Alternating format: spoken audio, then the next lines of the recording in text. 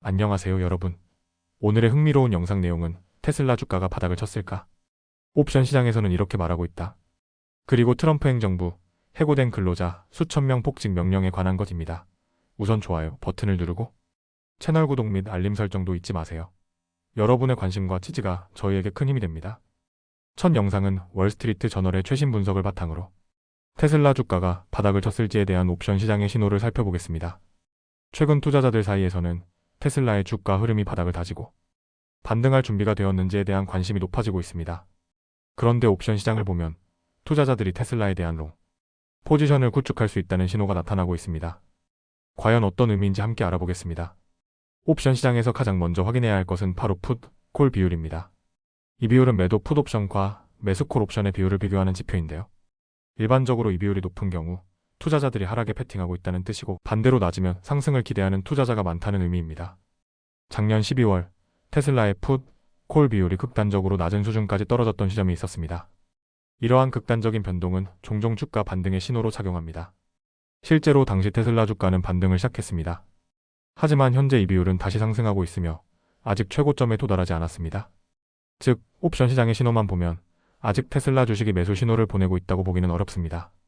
그렇다면 테슬라가 본격적인 반등을 위해서는 어떤 조건이 필요할까요? 풋, 콜 비율이 지난해와 비슷한 수준에 도달한 뒤 다시 하락하는 모습을 보여야 합니다.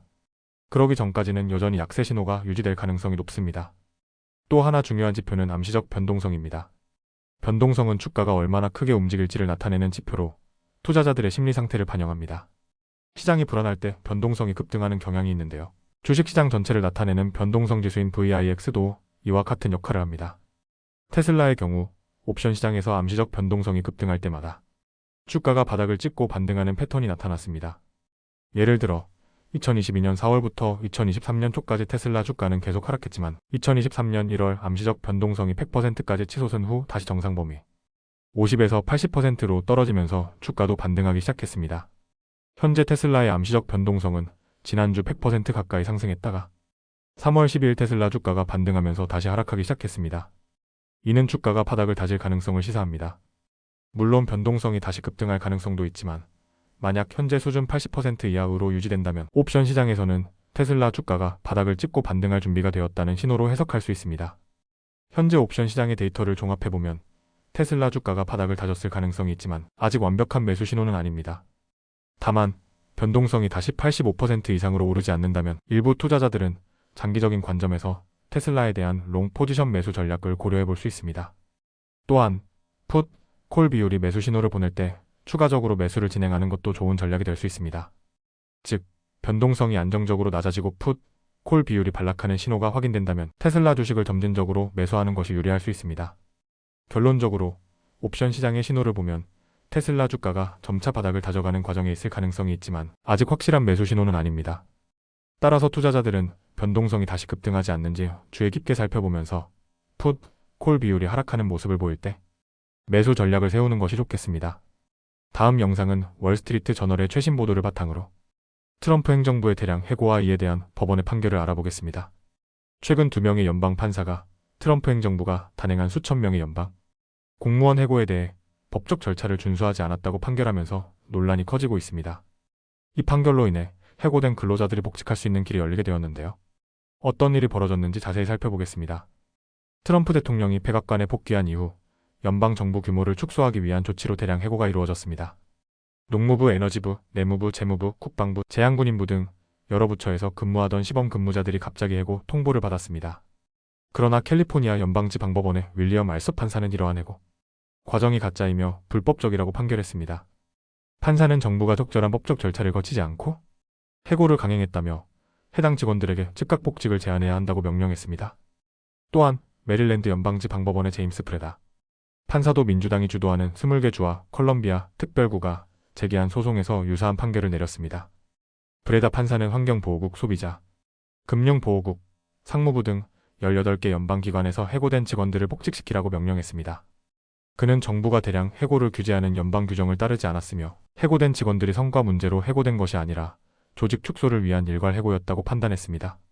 브레다 판사는 정부가 수천 명의 공무원을 해고하면서도 대량 해고가 발생할 경우 주정부가 대비할 수 있도록 규정을 준수하지 않았다고 지적했습니다.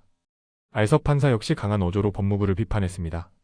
그는 연방 정부가 뛰어난 직원들을 해고하면서도 실적 문제 때문이라고 거짓말을 하는 것은 매우 슬픈 일이다라며 성과 평가에서 좋은 점수를 받은 직원들조차 해고되었다고 강조했습니다. 특히 알섭 판사는 이번 대량 해고가 법적 요구사항을 피하기 위한 속임수라며 정부가 올바른 법적 절차를 무시하고 불법적으로 직원을 정리하려 했다고 질타했습니다. 트럼프 행정부는 이번 판결에 강력히 반발하고 있습니다. 백악관 대변인 캐롤라인 리빗은 캘리포니아 법원의 판결에 대해 어처구니 없고 위헌적인 명령에 즉각 맞설 것이라며 법적 대응을 예고했습니다.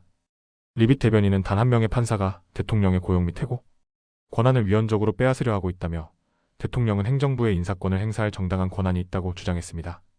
또한 트럼프 행정부는 연방기관의 인력 감축을 위한 다양한 조치를 추진 중입니다. 앨런 머스크가 이끄는 정부 효율성 부서가 연방기관의 직원 감축을 주도하고 있으며 이를 통해 약 50만 개의 일자리가 사라질 것으로 예상됩니다. 한편 트럼프 행정부는 연방기관 개편의 일환으로 교육부의 인력을 절반 이상 감축하려는 계획도 추진하고 있습니다. 이와 관련해 20개 주의 민주당 법무장관들이 집단 소송을 제기하며 강하게 반발하고 있습니다. 뉴욕주 법무장관은 교육부 직원의 절반이 해고되면 특히 저소득층과 장애 학생들이 가장 큰 피해를 입게 된다고 경고했습니다. 반면 교육부 대변인은 트럼프 대통령은 교육 권한을 주정부로 돌려야 한다는 국민의 뜻을 실현하고 있다며 인력 감축이 합법적으로 이루어졌다고 주장했습니다. 현재 트럼프 대통령은 연방기관 개편과 대규모 인력 감축을 위한 행정명령을 내릴 것으로 예상됩니다. 하지만 대통령이 단독으로 연방기관을 해체할 수는 없으며 의회의 승인이 필요합니다. 법원의 결정으로 인해 일단 해고된 근로자들은 직장으로 돌아갈 가능성이 커졌지만 트럼프 행정부가 이를 뒤집기 위해 강경 대응을 예고하면서 법적 공방이 계속될 것으로 보입니다. 과연 연방 공무원의 대량 해고는 계속될 것인지 아니면 법원의 제동으로 제자리를 찾게 될 것인지 앞으로의 흐름을 지켜봐야겠습니다.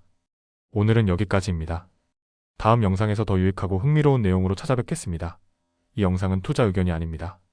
매우 감사합니다.